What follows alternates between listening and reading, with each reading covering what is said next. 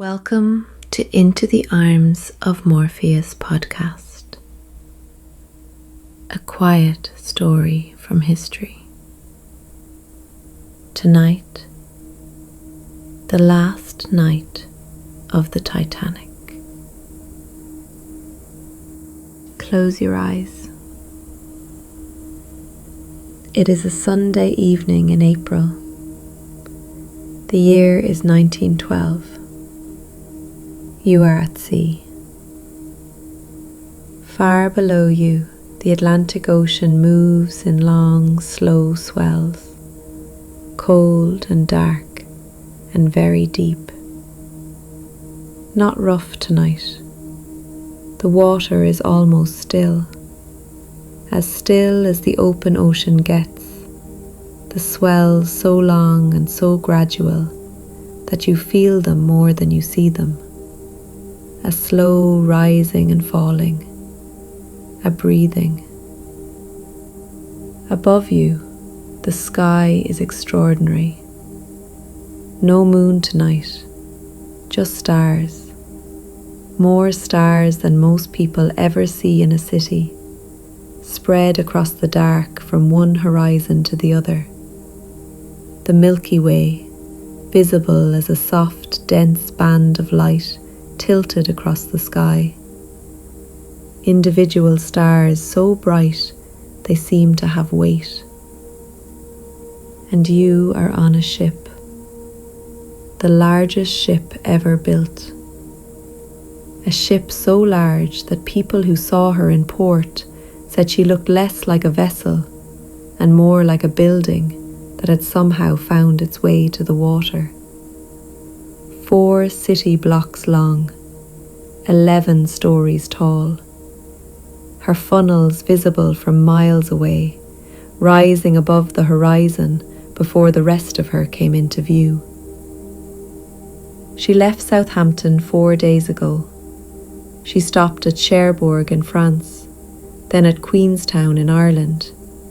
She picked up mail and passengers at each stop, and then she turned west, into the open Atlantic, and pointed herself toward New York. New York is still several days away. Right now she is simply crossing, moving at a steady pace through the dark water, her engines running smoothly, her lights burning in every part of her enormous hull. She is called Titanic. And tonight, she is sailing beautifully. It is just after dinner. In the first-class dining room, the tables are being quietly cleared. It is the grandest room on the ship. Panelled walls, a ceiling 2 decks high, white linen on every table, crystal glasses, silver cutlery. The kind of setting that in 1912 existed only in the very best hotels and on the very best ships. The stewards move between the tables softly, folding napkins, collecting the silver piece by piece, removing the glasses without sound. They have been trained to do this work without drawing attention to themselves, to restore the room to its original condition so quietly that it might seem to restore itself. Earlier this evening, there was music. A small orchestra played in the reception room while passengers arrived for dinner. The women in long gowns, the men in evening dress, the musicians playing the kind of light, pleasant music that fills a room without demanding to be listened to. Now the music has stopped. The evening is settling. People are making their way to the smoking rooms, to the lounges, to their cabins. The day is coming to its natural close. Down in second class, a group of passengers are gathered around a piano in the saloon. Second class on the Titanic was, by the standards of the time, remarkably comfortable. Better, some said, than first class on other ships. The cabins were small but private. The food was good. There were libraries, a smoking room, a dining saloon with proper furniture and real food on proper plates. Tonight, someone is playing hymns on the piano. Not performing exactly, just playing. The notes drifting softly out of the open door and down the corridor. Some of the passengers sing along. Not all of them, just some, in the quiet way people sing when they know the words and the music is familiar and there is nothing else particular to do. The sound of it is very ordinary. People gathered around a piano on a Sunday evening, singing. The ship moving beneath them, steadily, through the dark. In third class, in the lower decks, families are settling their children. Third class on the Titanic was crowded. The cabins were shared. The spaces were smaller. But for many of the people in third class, emigrating from Ireland, from Scandinavia, from Lebanon and Croatia and Finland, this ship represented something. A crossing, a beginning. The distance between what their lives had been and what they were going to be. Tonight the children are tired. They have been at sea for several days, and the novelty has worn through into something more familiar. The ship is simply where they live now, for this time. The bunks are their beds. The dining room is their dining room. A mother is settling two small children into a bunk, pulling a blanket over both of them, speaking quietly in a language that is not English. The children are already half asleep, their eyes closing slowly.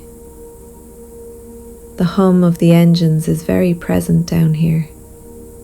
Not loud exactly, but constant. A low vibration in the floor, in the walls, in everything. The heartbeat of the ship felt in the body. The children sleep in it, as they have every night since Southampton. To be on a ship at night, entirely surrounded by water, to have given yourself over completely to something larger than yourself.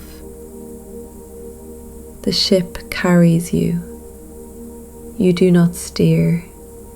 You do not navigate. You simply trust, and the ship moves forward through the dark. There is a particular quality of sleep at sea that people who have experienced it describe as unlike any other. The gentle rocking, not the lurching of rough weather, but a long, slow swell that lifts and releases, so slowly that you feel it more as a change in the quality of stillness than as movement. The sound of water against the hull, a constant soft sound, present but not intrusive. Something the body accepts and then forgets.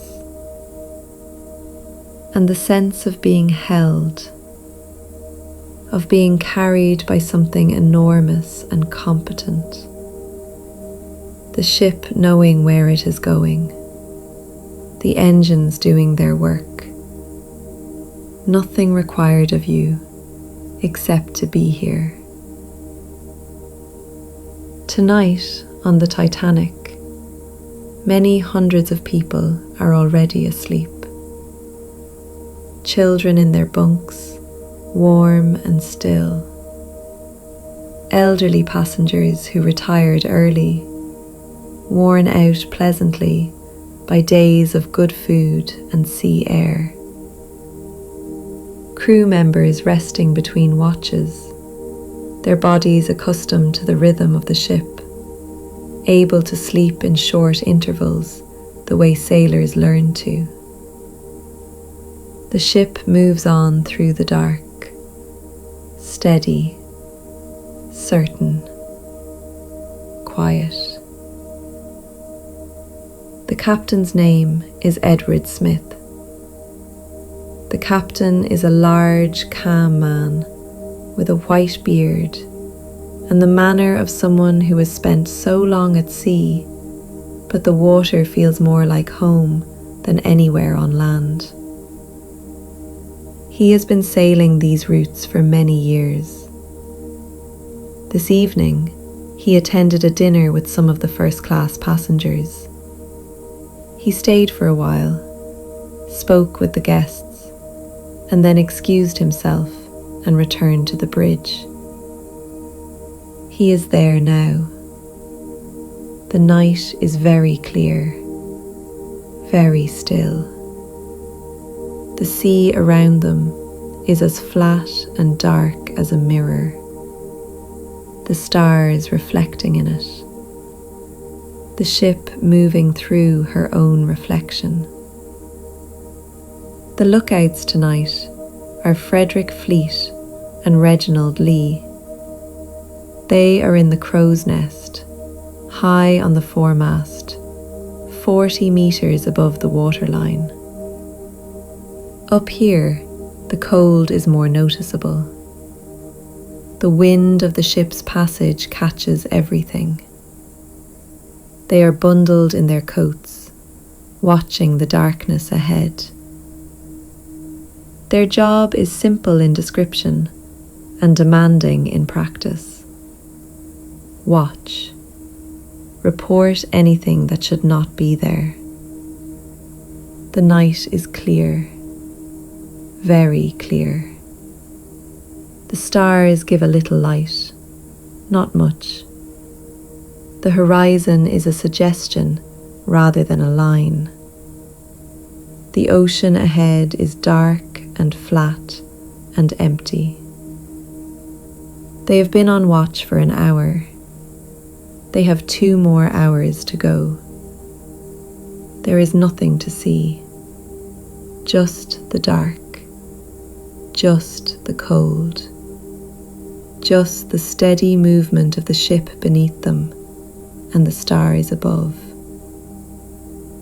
Fleet shifts his weight from one foot to the other. Lee pulls his coat tighter. They watch the dark. Other ships have sent messages today, notes about conditions in the Atlantic ahead. The messages have been noted. The ship moves on. The engines hum. The stars wheel slowly overhead, describing their long arcs across the sky as the night deepens. On the bridge, the officer of the watch keeps his eye on the compass, on the horizon, on the instruments that tell him what the ship is doing. Everything is as it should be. The speed is steady. The course is correct. The night is calm. He has nothing to report. Below decks, in the kitchens, the last work of the evening is almost done. The great ovens are cooling. The pots and pans cleaned and stacked. The preparation areas wiped and ordered. Tomorrow morning they will begin again. The breakfast service for more than 2,000 people requires a kind of industry that never fully stops, that simply pauses between the end of one service and the beginning of the next. A baker named Charles Jockin is working late. He is preparing bread for the morning. He has been doing this for the whole voyage, in the small hours, in the warmth of the kitchen while the ship sleeps. The smell of it drifts quietly through the lower corridors, warm and ordinary and good. The smell of bread baking is one of the oldest smells people know. It works on the body without asking anything of the mind. In the boiler rooms far below the waterline, men called stokers are shoveling coal into furnaces.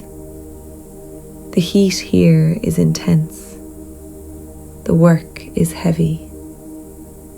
These are the men who move the ship, who keep the fires burning that produce the steam that turns the engines, that drive the propellers through the cold Atlantic water. They work in shifts, around the clock, below the world the passengers inhabit. Most passengers never see them. Most passengers never think of them. But they are there, always there, below everything else. The ship has a swimming pool. It is on F deck, deep inside the hull, filled with heated seawater. During the day, a few passengers used it, floating in the warm water while the cold Atlantic moved past outside the steel walls, just meters away. Tonight it is empty, the water still and flat, the lights reflecting in it, very quiet. Nearby, the Turkish bath, the squash court, the gymnasium with its mechanical horses and electric camels and rowing machines, all of them still now. A ship is also a hotel that happens to be moving. And like a hotel late at night, most of it is quiet. Most of it is simply existing, maintaining itself, waiting for morning. The corridor is empty, the elevators still. The whole enormous interior of the ship carrying its sleeping cargo through the dark. On the upper decks, a few passengers are still awake. A couple walking slowly along the promenade deck, their breath just visible in the cold night air. They are not talking, just walking, side by side, their footsteps quiet on the wooden deck, the railing on one side and the dark ocean on the other. The stars above them are extraordinary. Neither of them is looking at the stars in particular. They are simply there, above everything, as stars always are. The couple walks the length of the deck and turns and walks back. The ship moves beneath them. The ocean moves around them. The stars are where they are. In the smoking room, a group of men are playing cards. 4 of them. The chips moving slowly across the bays. The glasses on the table catching the lamplight. The conversation is quiet, easy. The kind of conversation that happens late at night between people who have nothing particular to say and no particular reason to stop talking. One of them tells a story. The others listen or half listen. Someone laughs softly. A steward appears in the doorway, silently available. Someone raises a hand. The order is given. The steward disappears. In a first-class cabin on B deck, a woman is writing a letter. She has been on the Titanic since Southampton. She is travelling alone, which is unusual for a woman in 1912. But she is the kind of woman for whom unusual things are simply the ordinary texture of her life. She is writing to her sister at home. The letter has been going for some days, added to a little each evening, the way a diary is kept. She writes about the ship, about the dining room, about the other passengers she has spoken to, about the particular feeling of being at sea, which she finds difficult to describe, but tries anyway. She writes, "It is like being suspended between the world you left and the world you are going toward. Neither quite real. The ship, the only solid thing." She pauses, puts down her pen, looks out the porthole. The ocean is moving past slowly.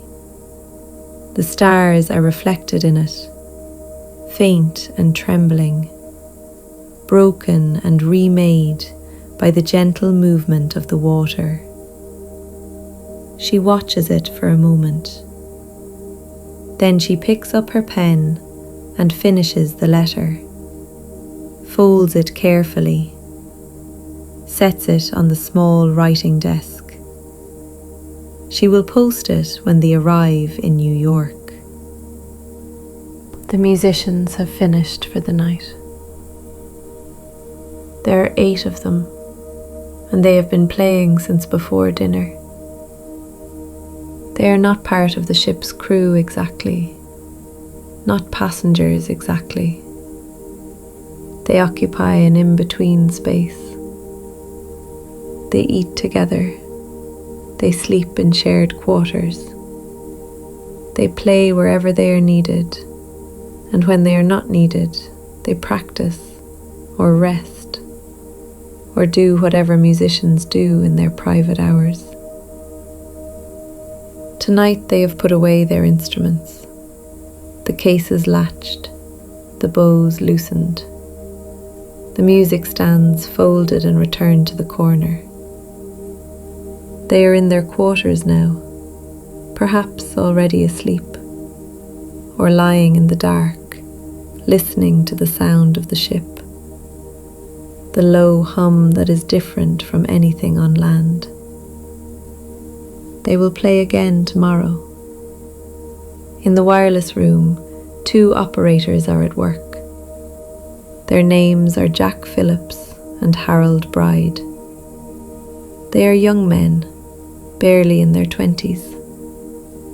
Phillips is the senior operator. Bride is his assistant. Between them, they have been operating the wireless continuously since the ship left Southampton. The wireless is relatively new technology. The Titanic set is one of the most powerful on any ship.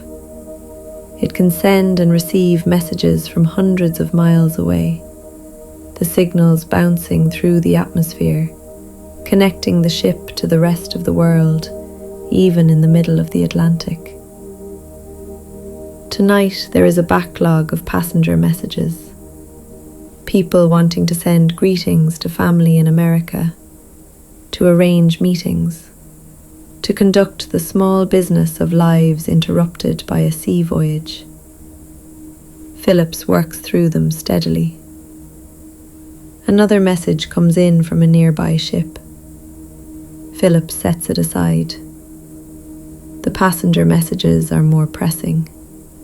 He will deal with them first.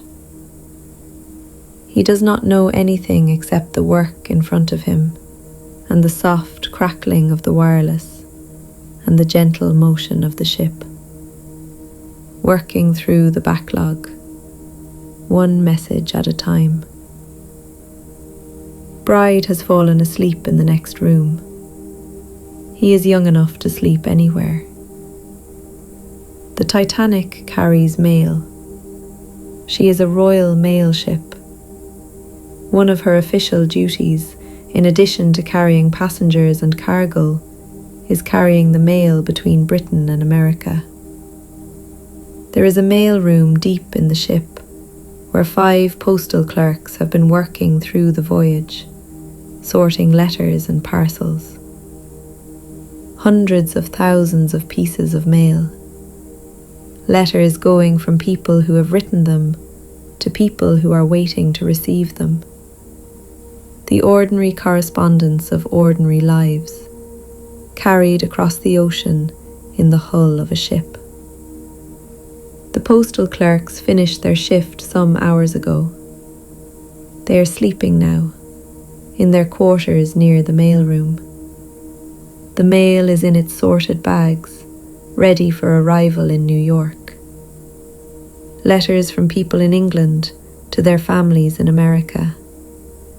Letters from people beginning new lives, writing back to the ones they left. Love letters, business letters, letters with news, with plans, with the small accumulated details of lives being lived. All of it in the hold, all of it resting, all of them. More than 2,000 people on a single ship, each with a life, a history, a reason for being here. The young Irish woman going to join her brother in New York, who has been sending money home for 2 years so that she could make this crossing. She is in 3rd class. She has everything she owns in a single bag. The American businessman returning from a trip to Europe, 1st class. He has made this crossing several times. He finds it restful, these few days at sea with no telephone, no meetings, no demands.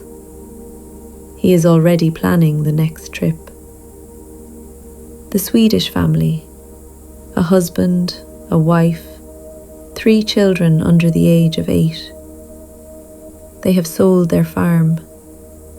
This is everything they are, everything they have, travelling toward a country they have never seen. The stoker finishing his shift, climbing up from the heat of the boiler room into the slightly less warm spaces of the crew quarters. His hands are calloused. His face is marked by years of this work. He has not seen his family in 2 months. All of them carried tonight by the same ship, through the same cold, dark water, beneath the same impossible sky. The engines hum beneath all of it. That steady, low, constant sound that the passengers stop noticing after the first day. It is simply the sound of being alive on this ship. The pulse of it, the heartbeat. Everything vibrates slightly with it. The walls, the floors, the furniture, the water in the glasses on the tables. The engineers who tend them work around the clock below the passenger decks. They are responsible for keeping all of it running. Tonight, everything is reading correctly. The engineers who tend them work around the clock in the engine rooms. They are responsible for everything mechanical on the ship, for keeping all of it running, for knowing every valve and pipe and gauge and what it should read and what to do when it doesn't. They are good at their jobs. Tonight, everything is reading correctly. The engines hum. The ship moves. On deck, the cold has deepened. It is noticeably colder than it was yesterday. The kind of cold that comes when the water temperature drops. The Atlantic in this area, this time of year, is very cold indeed. Cold enough that the air above it carries something of that cold, something sharper than it was further south. The couple on the promenade deck have gone inside. The deck is empty now. The wooden boards slightly wet with condensation. The railing cold to the touch. The ocean on every side, very dark, very still. Up in the crow's nest, Fleet and Lee continue their watch, the cold more noticeable now. They stamp their feet occasionally, not from impatience, but simply to keep the feeling in them. The night is so clear that the stars seem very close, and ahead, in every direction, just the dark, just the ocean, just the night. The sea is very calm tonight. The whole ship is settling. The footsteps have thinned. The voices faded. This particular Sunday evening in April, on a ship in the middle of the Atlantic, while the bread is still baking and the cards are still being dealt, and the letter on the writing desk is still waiting to be posted, while the lookouts are watching the dark and finding nothing there, while the wireless operators work through their backlog, while the lights are burning and the people on board are simply living their ordinary lives. The sea is very calm tonight, unusually calm. The North Atlantic in April is not always this quiet, but tonight it is still. The long swells barely perceptible, the surface almost smooth, the stars reflected in it so clearly that it is difficult, looking out from one of the Titanic's portholes, to see where the water ends and the sky begins. Just darkness and stars, the ship moving through both. The stars are very bright. The ship moves on, slowly and certainly through the night, toward the lights of New York that are still days away and entirely invisible. In the galley, the bread is almost ready. Jochen will take it out of the oven soon, let it cool, cover it. Leave it for the morning bakers to find when they arrive before dawn to begin the breakfast preparation. The smell of it has spread through this part of the ship, warm and yeasty and good. It reaches the crew cabins nearby where people are sleeping. It drifts into the corridor and hangs there in the cool air. Bread baking on a ship in the middle of the ocean. The most ordinary smell imaginable. And underneath it, the sea. The cold, clean smell of the North Atlantic. The smell of deep water and cold air and nothing at all for hundreds of miles in any direction. The two smells together, the ordinary and the enormous. The children are all asleep now. In first class, a small boy is curled in a large bunk in a stateroom that is larger than many people's houses. The bunk is very comfortable. His parents are in the next room.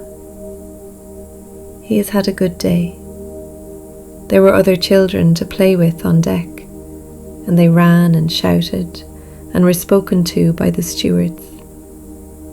And then there was dinner, and then there was bath and bed.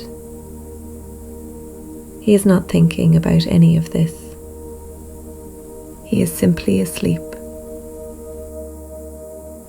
In third class, the Swedish children are asleep in their bunks, 3 of them in a space designed for 4 adults. They are small enough to fit easily. The eldest has her arm around the youngest. The middle one sleeps on his back, with his mouth slightly open. Their parents are awake, speaking quietly, planning, talking through what will happen when they arrive, where they will go, who they will find, how long before they can send money back to Sweden. The children sleep through this planning of their futures, deeply and completely, the way children sleep when they are well fed and warm and not old enough to worry about anything. Somewhere in a small cabin near the stern, a child is sleeping so deeply and so peacefully that not even the ocean can reach her. She does not know she is on the largest ship ever built.